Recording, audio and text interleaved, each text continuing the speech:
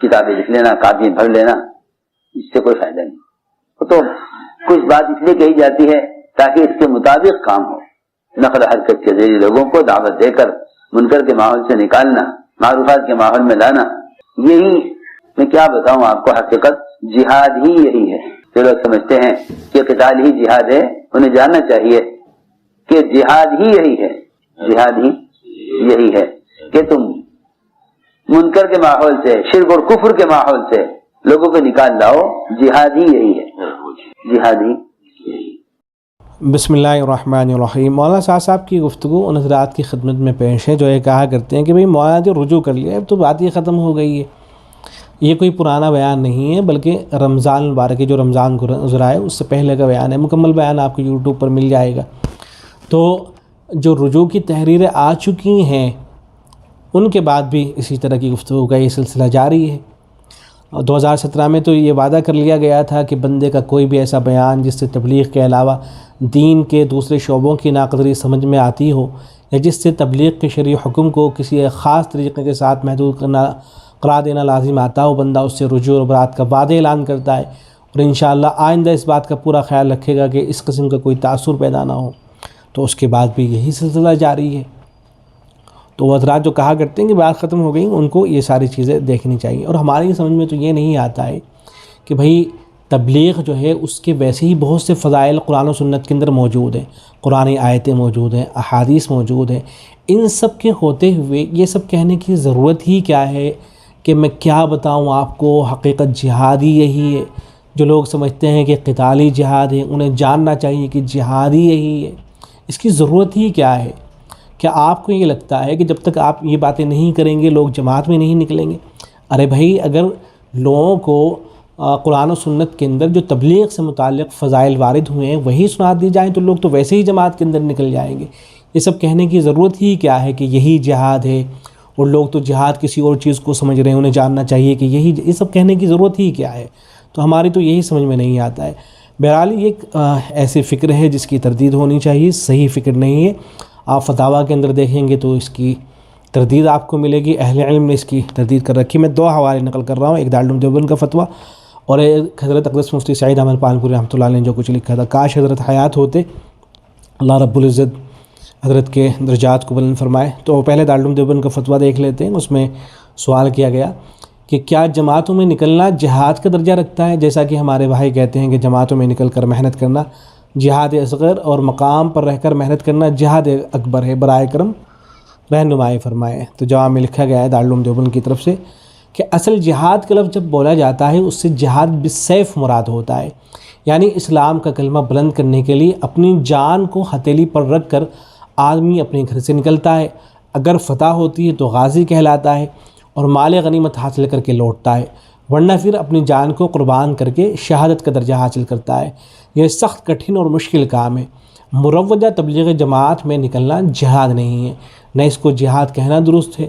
جو لوگ اہل باطل سے مقابلہ کرتے ہیں اور اسلام کو اونچا کرنے کے لیے انہیں منہ توڑ جواب دیتے ہیں اور ان سے مناظرہ کرتے ہیں اور اسلام کی حقانیت کو واضح کرتے ہیں، ان کے اس فعل کو جہاد باللسان مجازن کہہ سکتے ہیں. یہاں یہ بات ذہن میں رہے کہ دارالعلوم کی اس فتوے میں لکھا ہے کہ اس فعل کو مجازن جہاد باللسان کہہ سکتے ہیں. لیکن مولانا صاحب کی گفتگو اگر آگے جو گفتگو کی ہے مولانا نے اس کو اگر آپ سماعت کریں گے تو مناظرے کے بارے میں یہ کہنا کہ مناظرے کا فائدہ ہی کیا ہے؟ کیا ہوتا ہے مناظرے سے؟ اگر سامنے والا ہار جاتا ہے آپ جیت جاتے ہیں تو فائدہ کیا ہوا؟ تو وہ مناظرہ جو ہوتا ہے اس کو بھی جو ہے بالکل خاطر میں نہیں لا رہے ہیں. تو بہرحال اس کو بھی جو ہے جہاد باللسان مجازن کہہ سکتے ہیں. جو لوگ زبان کے ذریعے دین پر محنت کرتے ہیں، تعلیم دیتے ہیں یا بات تقریر کرتے ہیں ان کو بھی مجازن جہاد باللسان کہہ سکتے ہیں، لیکن اس کا ثواب حقیقی جہاد کے برابر نہیں ہو سکتا. ایسے ہی حضرت اقدس مفتی سعید احمد پالنپوری رحمۃ اللہ علیہ نے جو کچھ لکھا ہے اس کو بھی دیکھ لیجیے. تحفۃ العلمی کی جلد نمبر 4 ہے، صفحہ نمبر 551 اور 52. حضرت نے لکھا ہے کہ جہاد قرآن و حدیث کی خاص اصطلاح ہے. اس کے معنی ہیں دین کی حفاظت اور سربلندی کے لیے دشمنان اسلام سے لڑنا.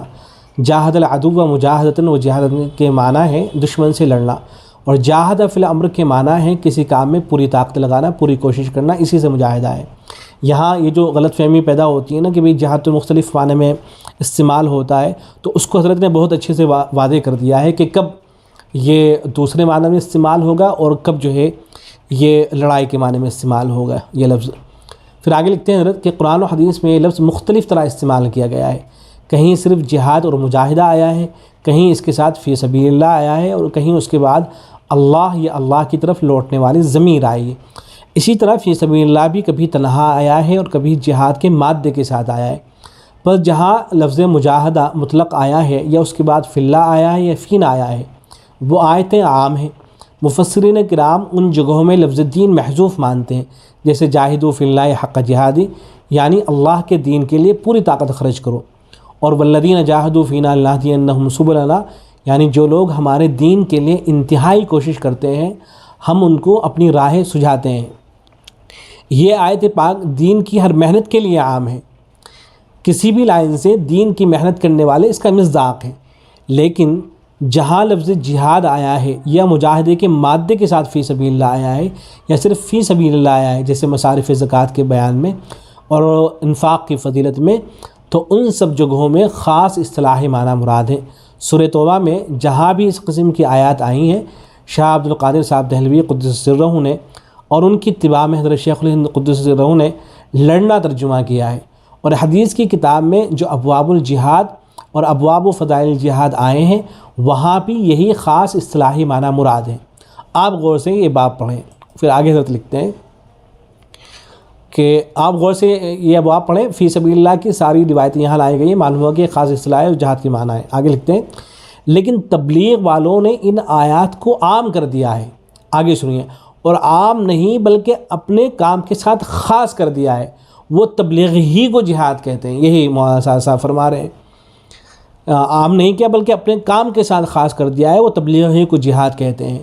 دوسرے دینی کاموں کو مثلاً درس و تدریس اور تصنیف و تالیف وغیرہ کو جہاد نہیں کہتے، بلکہ ان کی عوام تو ان کو دینی کام بھی تصور نہیں کرتے۔ صورتحال اتنی زیادہ خراب ہو گئی، اور جب انہوں نے دعوت و تبلیغ کو جہاد قرار دے دیا تو جہاد کے فضائل میں جو آیات پاک اور احادیث شریفہ آئی ہیں ان کو دھڑلے سے اپنے کام پر منطبق کرتے ہیں۔ یہ سلسلہ جو تبلیغ والوں نے شروع کیا ہے صحیح نہیں ہے۔ پہلے ابواب الباب کے شروع میں بتا چکا ہوں کہ جہاد ایک اسلامی اصطلاح ہے، اور جب قرآن و حدیث میں لفظ بولا جاتا ہے تو اس سے قتال فی سبیل اللہ مراد ہوتا ہے۔ البتہ بعض کاموں کو جہاد کے ساتھ لاحق کیا گیا ہے، ان کے لیے یہ الحاقی فضیلت ہے، جیسے حدیث میں ہے من خرج فی طلب العلم فهو فی سبیل اللہ حتی یرجع۔ اس میں نبی اکرم صلی اللہ علیہ وسلم نے طلب علم کو فی سبیل اللہ قرار دیا ہے، یہ الحاقی طالب علم کی فضیلت ہے۔ اسی طرح دعوت و تبلیغ کے کام فی سبیل اللہ کے ساتھ الحاق کیا جا سکتا ہے، اور یہ الحاقی اس کی فضیلت ہوگی۔ قرآن و حدیث میں فضائل جہاد کی جو آیتیں اور حدیثیں ہیں وہ سب فضیلتیں نہ طالب علم پر منطبق کی جا سکتی ہیں نہ تبلیغ والوں پر، یہ خاص بات یاد رکھنی چاہیے۔ تو تحفۃ المعین تو آپ میں سے بہت سے حضرات کے پاس ہوگی، اور جن حضرات کے پاس نہیں ہے وہ ڈاؤن لوڈ کر کے ان چیزوں کو دیکھ سکتے ہیں، اس لیے کہ بہت اہم باتیں حضرت نے لکھی ہیں اور حضرت نے تحریر فرمائی ہیں۔ امید ہے کہ بات واضح ہوئی ہوگی۔ اللہ تبارک و تعالی فہم سلیم اور دین کی صحیح فہم عطا فرمائے۔ السلام علیکم و رحمۃ اللہ۔